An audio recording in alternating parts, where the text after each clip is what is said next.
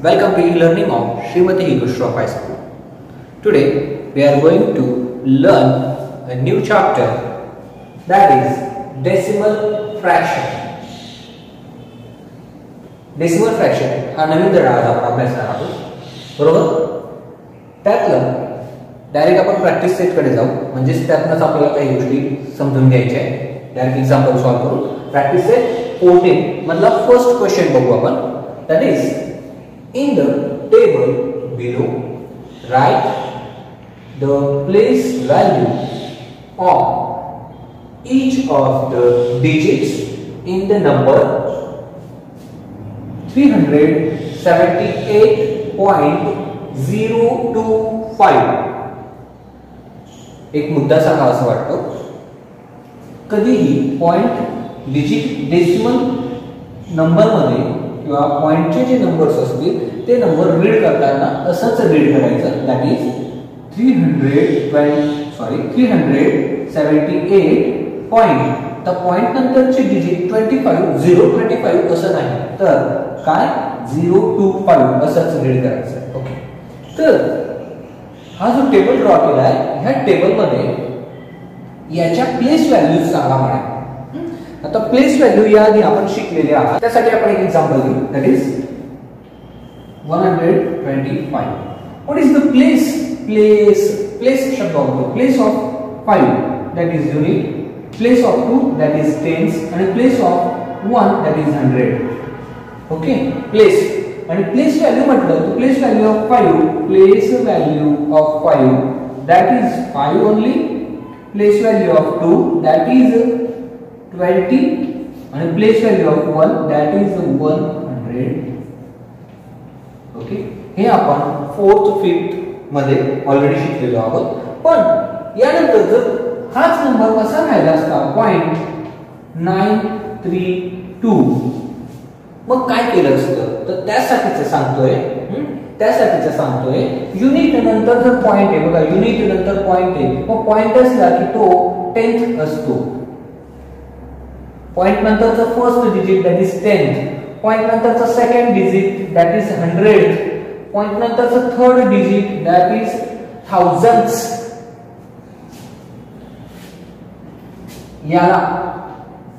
याला रीड करताना THS थस, टेन्स, हंड्रेड्स, थाउजंड्स असं रीड करतोय आपण. हे लक्षात घ्या, बरोबर? मग आता यांची तर प्लेस कळाली तुम्हाला, 9 ची प्लेस, 3 ची प्लेस, 2 ची प्लेस कळाली, पण याला प्लेस व्हॅल्यूच्या फॉर्म मध्ये कसं लिहिणार ते सांगतोय. ओके, प्लेस व्हॅल्यूच्या फॉर्म मध्ये कसं लिहिणार ते सांगतोय, बरोबर? त्यासाठी आपण आपल्याला दिलेल्या एक्झाम्पल कडे जाऊया, जे एक्झाम्पल दिलेलं आहे. ओके, एक्झाम्पल कडे जाऊया आणि त्याही आधी आपण समजून घेऊ हंड्रेड्स. आता इथे आपण 100 म्हणजे 100, टेन्स म्हणजे 10, युनिट 1 युनिट म्हणजे 1. सपोज की इथं पॉइंट लिहिलेला आहे असं आपण कन्सिडर करून घेऊ आणि पॉइंट नंतर काय असतं तर टेन्स म्हणजे 1/10. 1/10 म्हणजेच काय तर 0.1. हे लक्षात घ्या. हाच मुद्दा शिकवण्यासाठी समजवण्यासाठी लिहितोय, लक्ष द्या. नेक्स्ट 100th म्हणजेच काय तर 1/100. 100 वर जेवढे 0 असतात तेवढे लिहिले, पण ते अपॉन मध्ये लिहिले. 100 वर 2 0 असतात, एक न्यूमरेटरला आहे, एक डिनोमिनेटरला आहे. हा मोठा फरक इथला. मग जर 1/10 होता तर 1 डिजिट सोडून पॉइंट दिला होता, बरोबर? पॉइंट नंतर 1 डिजिट सोडला होता. आता मग काय करायचं 0 पॉइंट किती झिरो आहे 1 2. मग पॉइंट नंतर 2 डिजिट सोडायचे. कसं सोडणार सर, कसं सोडणार? मग ते सांगतोय 1 2 म्हणजे काय करणार 0 ऍड करणार आणि मग 1 लिहिणार. हे लक्षात घ्या, 0 ऍड करणार मग 1 लिहिणार. पुढचं थाउजंड्स म्हणजेच काय 1000 बघतोय आपण 1000 1/1000 Okay, so how do we write it in the point form? 0 point. How many digits? 1, 2, 3. So here is only 1. So what we can do? Yes, we add the 0. After point. Okay, that is 1, 2, and then we write 1. That is the thousands. These are the thousands. Okay. No, digit दिले ते digit को आपल्याला काय दिला आहे 378. Okay 300s आहे म्हणून मी तसंच लिहितो पण सहसा आपण एक काम करू ह्या पॉइंट पासून लिहायला सुरुवात करू that is 8 7 3 after point that is 0 to 5 so right 0 2 and 5 0 2 and 5 लक्षात ठेवा मी डिजिट्स दिले हा गावांना या गावांना डिजिट्स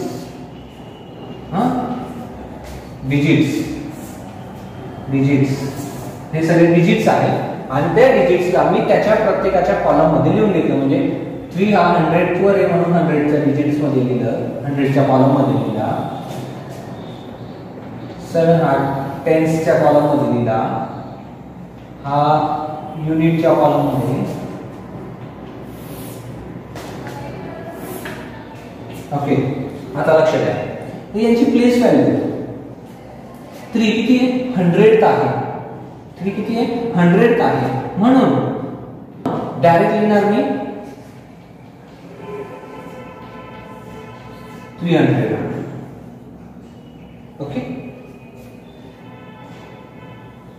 7 टेन्स आहे म्हणून मी लिहिणार 7 multiplied by 10 that is 70 इथं पण 3 multiplied by 100 that is 300 8 multiplied by 1 that is 8 आता 0 multiplied by anything काय येणार आहे 0 म्हणून मी इथं हे असं लिहिणार आपण तर 1 होता म्हणून इथं 1 यायला पाहिजे होता इथं 0 यायला होता 0 multiplied by anything that is 0 पण आपण याला असं लिहिणार 0 upon 10 the value of 0 upon 10 that is 0 then 200th आहे इथं 100th होतं म्हणून 1 upon 100 लिहिलं होतं इथं 100th होतं म्हणून 1 upon 100 लिहिलं होतं इथं 200th आहे म्हणून आपण so we write here 2 upon 100 and what is the point form of that yes किती 20 आहे म्हणून 0 पॉइंट नंतर किती कर घेणार लक्ष घ्या 1 2 0 2 नेक्स्ट 5000s सो इथं 1000 होता म्हणून 1 upon 1000 लिहिला तर 5000 आहे म्हणून आपण 5 upon 1000 लिहिला then how do we write in the point form yes 0 point किती 1 2 3 1 2 3 okay so place value of 3 is 300s 7 is 7 tens 8 is 8 unit 8 0 tens म्हणजे 0 200s म्हणजे 2 upon 100 ओके याच्या व्यतिरिक्त अजून एक सिंपल सांगतो की असं परिस्थिती असली तर काय करायचं सरळ 2 लिहा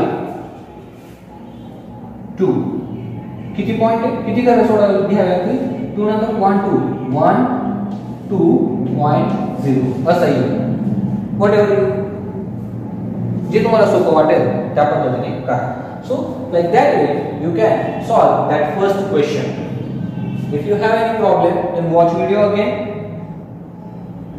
ठीक आहे तुम्ही याचा स्क्रीनशॉट घेऊ शकता पुढचा प्रश्न बघूया आपण now look at the question second that is solve आणि एडिशन आहे आणि क्वेश्चन 3 सबट्रॅक्ट ते पण आपण पाहणार आहोत एक एक्झाम्पल बाकीचे रिमेनिंग तुम्हाला स्वतःला सोडवायचे आहे ओके.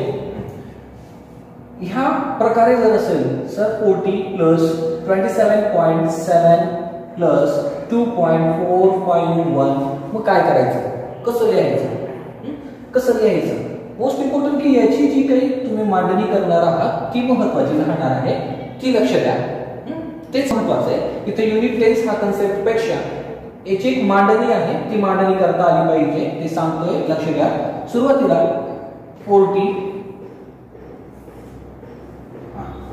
40 नंतर काहीच नाही, मग काय करायचं तर पॉइंट देऊन घ्या. पॉइंट नंतर ह्या पुढच्या गणितामध्ये किती डिजिट्स आहे, इथं 1 डिजिट आहे, पॉइंट नंतर इथं 3 डिजिट आहे, म्हणून आपण 30 देऊन ठेवणार. 1 2 3. ओके. याने आपण 30 ठेवल्यानंतर याची काही व्हॅल्यू 40,000 होणार नाही. पॉइंट नंतरचे 0 इथे लक्षात घ्या. पुढचा पॉइंटच्या खाली पॉइंट लिहा. त्यानंतर हा जो 7 आहे हा पॉइंट नंतर फर्स्ट डिजिट आहे, म्हणून पॉइंट नंतरचा फर्स्ट डिजिट दॅट इज 7. बरोबर.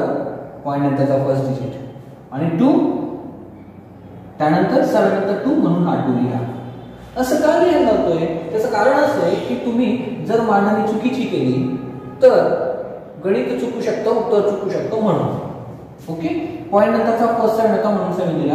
पॉइंट नंतरचा 2 हा सेकंड डिजिट होता म्हणून हा सेकंड लिहिला. आता पॉइंट नंतर काय राहिलं ते बघा. पॉइंट नंतर इथं काय 7 म्हणून इथं पण लिहिणार पॉइंट नंतर 7. बरेच जण काय करता माहिती का 0 0 7 असं लिहितात, चुकीचं आहे, असं नाही लिहायचं. जसं दिलंय पॉइंट नंतर फर्स्ट डिजिट आहे तर फर्स्टच लिहा आणि याच्या पलीकडे काय सर काहीच नाही 0 0. फरक व्हॅल्यू वाढेल नाही, काय वाढणार नाही, जी आहे तीच राहील. नेक्स्ट काय करणार पॉइंट नंतर. ओके. वेल पॉइंट नंतर first digit that is 2. Okay 2. इकडे पुढे काय आहे नाही म्हणजे 0. पॉइंट नंतर काय 4. So right here 4. Then 5 then 5 1. Okay. That is your proper arrangement. मी तर सुरुवातीला सांगतो पॉइंट नोट करा आणि मग पॉइंट नंतरच्या इकडं पॉइंट नंतरच्या तिकडं. बरोबर. त्या पद्धतीने अरेंज करा. Okay. Now what we have, what is the procedure, that is plus. So plus add all digits.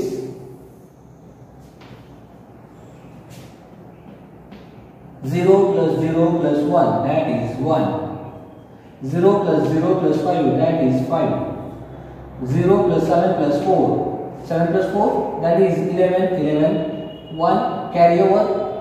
काय प्रॉब्लेम आहे, सरळ कॅरी ओव्हर द्यायचं आहे आपल्याला. 7 plus 1 plus 7 8 9 10 that is 0. Carry over 1.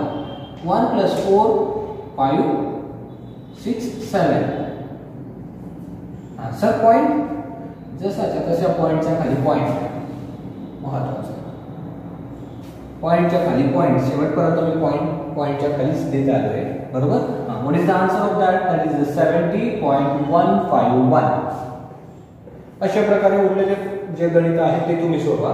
Subtract बघून घेऊ आपण. सबट्रॅक्ट पण तसंच, अरेंजमेंट सेम ऍडिशन प्रमाणे. सुरुवातीला काय करणार 85.96 काय करणार.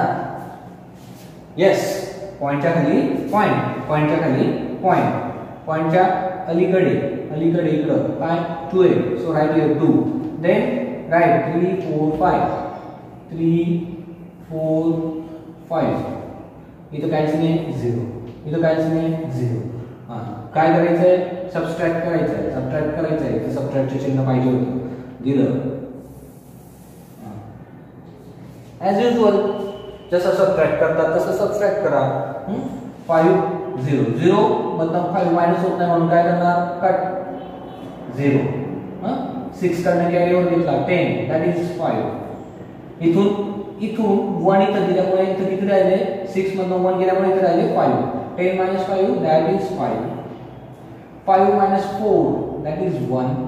9 minus 3 that is करा 9 minus 3 that is it is 6. Good. Point च्या खाली point. 5 minus 2 that is 3. 8 minus 0, that is 8. What is your answer? 83.615. That is your final answer. You can take screenshot of that. तुम्ही याचा screenshot घेऊ शकता, बरोबर. आणि अडचण असेल तर परत परत बघा, हेच महत्त्वाचं आहे, कारण आपण प्रत्यक्षात नाही तर शेवटी व्हिडिओ परत पाहून घ्या म्हणजे जमेल शांततेत. ओके, पुढचं एक्झाम्पल बघूया. वर्ड प्रॉब्लेम आहे.